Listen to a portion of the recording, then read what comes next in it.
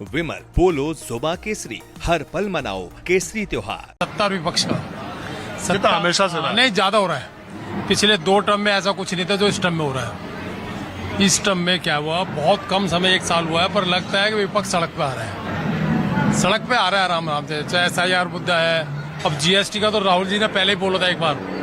5 साल के बाद आप महसूस करते हो कि गलत हुआ कुछ, तो जो आप रिफॉर्म की तरफ चल पड़े हो।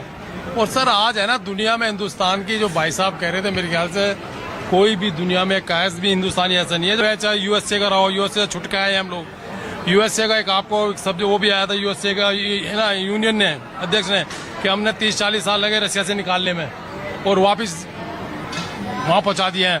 तो दुनिया में जो परिस्थितियाँ बदल रही है उसका असर हिंदुस्तान में हर गली मोहल्ले में होता है। भाई साहब ये नहीं है कि हमारे बच्चे आज है ना, दुनिया एक बहुत छोटी बन चुकी है। वहाँ की घटनाएं हमारे यहाँ पर डाले, नेपाल में घटनाएं करती है। हिंदुस्तान का हर वर्ग डरा हुआ है।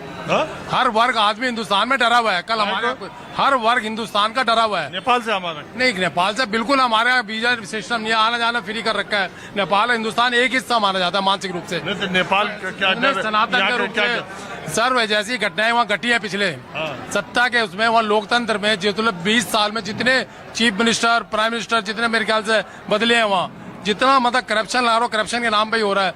जनता सड़कों पर आ रही है। डर ये लगता है कि हमारे यहाँ कुछ ऐसा ना घटे, पर ऐसा कुछ घटने नहीं जा रहा वैसे हमारे यहाँ। पर परिस्थितियाँ बात थोड़ा दर्शकों को कुछ फैक्ट मैं बता दूं। आपने नेपाल का जिक्र किया, बहुत सारे लोग देश में इस कदर बात कर रहे हैं, अरे नेपाल में हो गया, बांग्लादेश में हो गया, हमारे देश में भी ऐसा हो सकता है नेपाल से डरने की, या हमको लग रहा है ऐसे होने की। सबसे पहले बात यह है कि ये इस कोरी बकवास से ज्यादा मैं इसको नहीं कहूंगा। नेपाल की जितनी पूरी जनसंख्या है उतनी रहती नहीं, 30% बाहर ही रहती है, ठीक है। उसमें भी सबसे ज्यादा यही हिंदुस्तान में रहते हैं। भारत सरकार के आंकड़े में संसद में सबसे बताया गया कि सबसे ज्यादा छात्र विदेशी जो हिंदुस्तान में पढ़ रहे हैं उनकी संख्या नेपालियों की है। अब दूसरी बात मैं बता रहा हूँ, नेपाल में इस वक्त जितने लोग रह रहे हैं उनसे ज्यादा लोग भारतीय रेल से एक दिन में हिंदुस्तान में रेल में सफर करते हैं, ठीक है। उनकी यही पहली बात तो ये समझ लीजिए। दूसरी बात, नेपाल दुनिया के सबसे निर्धनतम देशों में है और हम दुनिया के सबसे संपन्न देशों में हैं। तीसरी बात, हमारी लोकतांत्रिक आस्थाएं और मूल्य उनसे बहुत ज्यादा गहरे हैं। उनके यहाँ 3-3 बार प्रयास हुआ, तीसरी बार का मामला है ये। उनके यहाँ 1951 में कोशिश की गई, 1990 में कोशिश की गई, 2015 में कोशिश की गई, 2005 में कोशिश की गई, और पीछे 3, आपकी इस बात से मैं सहमत हूं कि पीछे 3 नेताओं ने, प्रचंडा, ओम प्रकाश कोहली और शेर बहादुर दोइबा, ये जो अदला बदली चीफ प्राइम मिनिस्टरशिप की कर रहे थे और वो गठबंधन बनाकर भ्रष्टाचार कर अपने ही परिवार के लोगों को जो उठा रहे थे, और प्रधानमंत्री ओली ने ये बयान दिया अभी मैं 14 महीने रहता हूँ फिर शेर बहादुर दोइबा बन जाए। माने प्रधानमंत्री ही डिसाइड कर रहा है कि अगला प्रधानमंत्री कौन होगा। कुछ दिन तुम रह लो, कुछ दिन तुम रह लो, कुछ दिन तुम रह लो। तो देखिए, एक बात ये, और दूसरी बात कि वहाँ तराई और हिल्स की बात है। हमारे देश में नॉर्थ, साउथ, ईस्ट, वेस्ट सब अलग अलग चीजें हैं अभी।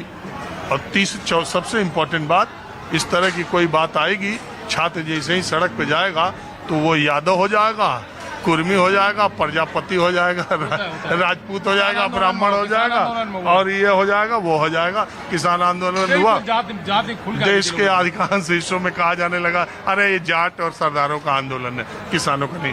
तो बहुत सारी, ये मैं मजाक की बात कर रहा हूँ, मजाक नहीं, सच भी है, खतरा तो है, पर लेकिन सतर्क रहना चाहिए। जस्टिस ने उससे हमारा सर सुप्रीम कोर्ट के जस्टिस ने खुद कहा कि हमें सतर्क रहना चाहिए कि ऐसा कुछ हमारे देश में तो हर चीज से रहना नहीं, लेकिन यह है कि चेतावनी तो है ही ना। आप ये तो मान सकते हैं चेतावनी आने वाले कल में। हमारे यहाँ आंदोलन बहुत ज्यादा हुए हैं इससे पहले भी, चाहे 74 का स्टूडेंट मूवमेंट रही हो, 89 में भी देखा हम लोगों ने, 67 में भी देखा है। सत्ता हमारे यहाँ बहुत पलटी है, पर लेकिन अब की सत्ता में और पहले की सत्ताओं में बड़ा फर्क है। धार्मिकता बहुत खतरनाक है, जातियां तो अपनी जगह है, उनकी सीमा है हमारी, क्योंकि हर जाति कुछ मतलब कुछ किलोमीटर के बाद चेंज होती रहती है जातियां। तो बहुत बड़ा देश है हमारा। अच्छा यार, अब छोड़िए, इस समय मुद्दा SIR, वोट चोरी या नेपाल चर्चा क्या ज्यादा चले, या बिहार का चुनाव, या बंगाल का मामला, या इंडिया गठबंधन में फूट, केजरीवाल का अलग हो जाना, और क्या सब कहानी सर, घट- विपक्ष तो ये कभी है नहीं ईमानदारी से, क्योंकि ममता भी साथ नहीं है इतने खुल के। देखो स्पष्ट है, ममता बहुत दूर। तो चुप है हाँ, अभी नहीं, वो सपा एक चुप दूरी बनाई है चल कि रही इसमें है। ज्यादा सुर में सुर मिलाएंगे तो राहुल गांधी अगली यात्रा बंगाल में न निकालने लगे। और दिल्ली का मामला आपने देखा ही है, जिस तरह कांग्रेस ने एक तरफा खुलवा के आपको हरवाया, एक तरफा हरवाया, जैसे भी घटनाएं घटी। आप जैसे लोग कह रहे हैं, पता यह है कि देश के अंदर अभी विपक्ष एक रूप से नहीं है, पार्लियामेंट में मजबूरी में इकट्ठा दिखता है। जिस दिन विपक्ष एक हो गया तो सत्ता टिकेगी नहीं है। ईमानदार होना पड़ेगा आपको विपक्ष को इकट्ठा। में यह कहते हैं हम दुनिया के सबसे बड़े लोकतंत्र हैं और हमारी पार्टियों में ही लोकतंत्र नहीं नहीं है सर, वहाँ बताना चाहिए, दोनों वहाँ तरफ। पूरा राहुल गांधी जो कहेंगे अध्यक्ष हैं खड़गे जी, लेकिन हिम्मत है किसी की बोलने की। दुनिया जानती है कि राहुल गांधी सोनिया गांधी जो कहेंगे कांग्रेस में वही हमारे होगा। यहाँ सच्चाई में ये है, हमारे यहाँ जितना और तानाशाही बीजेपी में भी पार्टियों में है ना, बीजेपी का राष्ट्रीय शायद हिंदुस्तान अध्यक्ष की 8 दुनिया में महीना कहीं हो गया अभी बनी रहा। हाँ भाई आप कुछ सर आप पूछिए क्या पूछना चाहते हैं। आइए आगे आइए, आप तो बालकनी में बैठ गए। आइए है तो। कहाँ से? अरे सर मैं तो